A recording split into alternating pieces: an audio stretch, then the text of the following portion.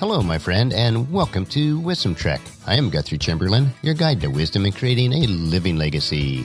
Thank you for joining us for our 5-day-per-week wisdom and legacy building podcast. Today is day 716 of our trek, and it is Wisdom Wednesday. Every Wednesday along Life's Trail, we will dig for the nuggets of wisdom that are found in the book of Proverbs. Today, we'll explore the final chapter of Proverbs 31 from the Voice translation, which will give us a fresh perspective on this book of timeless wisdom. We are broadcasting from our studios at the Big House in Marietta, Ohio. As we complete this 31-week series in Proverbs, I would like to reemphasize that all the precepts found in God's Word have the laws of planting and harvesting built into them. If you plant good seeds in life, you will reap a bountiful harvest of good. The opposite is also true. Over the course of our lives, we will harvest what we plant. The entire book of Proverbs provides us with rich wisdom, insight, and understanding on a myriad of life issues. And regardless of where you are on your faith walk, if the precepts of Proverbs are followed, your life will be more rich and satisfying. I encourage you to take them and plant these seeds of wisdom into your heart so that you'll reap a harvest of wisdom throughout your life. Today we'll explore Proverbs 31 about a very wise lady as we see Lady Wisdom from A to Z. In chapter 31, we hear of a second non-Israelite. Like Agar, Lemuel is a wise son. But unlike Agar, Lemuel is also a king. This is an oracle of Lemuel. We don't really know anything about Lemuel, such as where and when he was a king, but just as chapter 30 opened with Agar's short autobiography in chapter 30 verse 1 through 9, Lemuel begins with his own as well in chapter 31 verses 1 through 9. We learn that all of his wisdom came from his mother, who warned him about women and wine, and instilled in him a high value of advocating for the poor and needy. Women are very important throughout Proverbs, as we saw the very idea of wisdom personified in a woman in chapters 1 through 9. This final poem continues with this theme by creating a portrait of a particularly wise woman who shows true and deep understanding. The second part of the chapter, this 22-verse poem, is designed as another Hebrew alphabet poem. In the Hebrew, each of the verses start with a new character of the Hebrew alphabet. Each line begins with a new letter and shows how a woman embodies wisdom from A to Z. She blesses her household and is praised by her family. Just as we met Lady Wisdom at the beginning of Proverbs, it is a fitting conclusion to see the portrait of a wise woman who blesses her household and earns praise from her family. It is a compelling vision of the life that is devoted to the wisdom and blessing of the Lord. How has your life been shaped by wisdom? What areas still need to be aligned with God's wisdom? Today's podcast does mark the end of our time in Proverbs. This whole book is an exploration on how to live well in God's good world. Come back to this book again and again and build your life on the foundation of God's wisdom.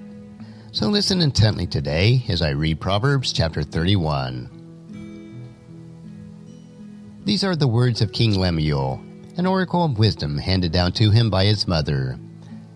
And the mother speaking, "What shall I say to you, my son?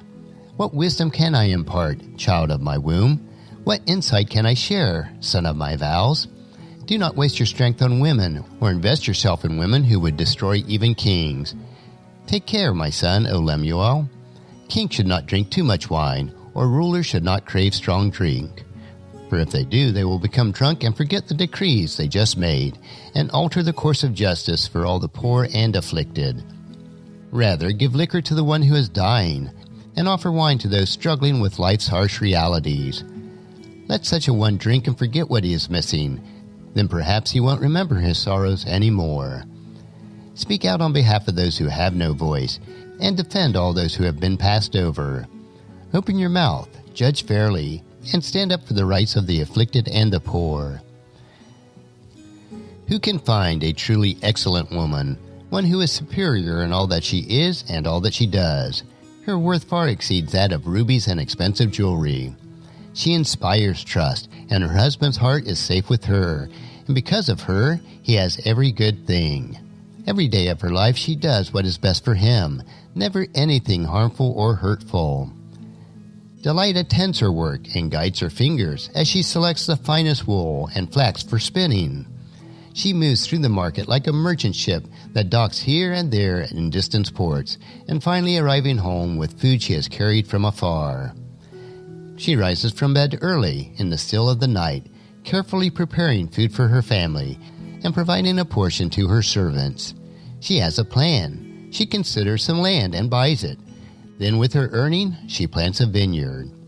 She wraps herself in strength, carries herself with confidence, and works hard, strengthening her arms for the task at hand. She tastes success and knows it is good, and under lamplight she works deep into the night. Her hands skillfully place the unspun flax and wool on the distaff, and her fingers twist the spindle until thread forms. She reaches out to the poor and extends mercy to those in need. She is not worried about the cold or snow for her family, for she has clothed them all in warm crimson coats.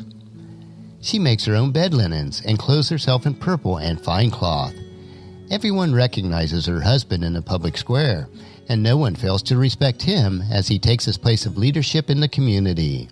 She makes linen garments and sells them in the market, and she supplies belts for the tradesmen to carry across the sea.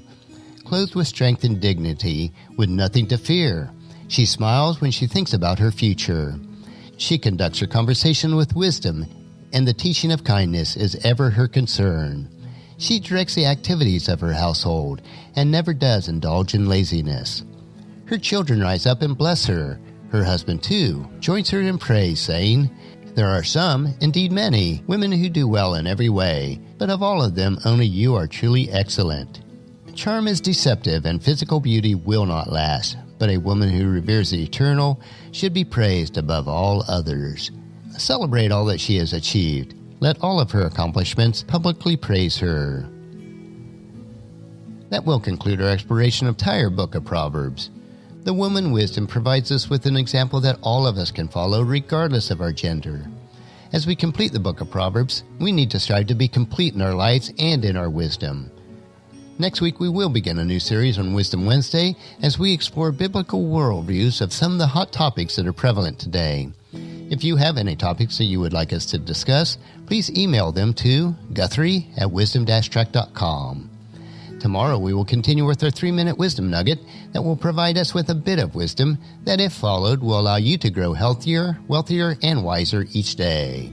So encourage your friends and family to join us, and then come along with us tomorrow for another day of Wisdom Trek, creating a legacy. That will finish our trek for today. If you'd like to listen to any of the past daily treks or read the Wisdom Journal, they are all available at wisdom-trek.com. You can also subscribe at iTunes or Google Play so that each day's trek will be downloaded to you automatically. And thank you so much for allowing me to be your guide, your mentor, but most importantly, I am your friend as I serve you through the Wisdom Trek podcast and journal. And as we take this trek of life together, let us always live abundantly, love unconditionally, listen intentionally, learn continuously, lend to others generously, lead with integrity, and then leave a living legacy each day. I am Guthrie Chamberlain, reminding you to keep moving forward, enjoy your journey, and then create a great day every day. See you tomorrow.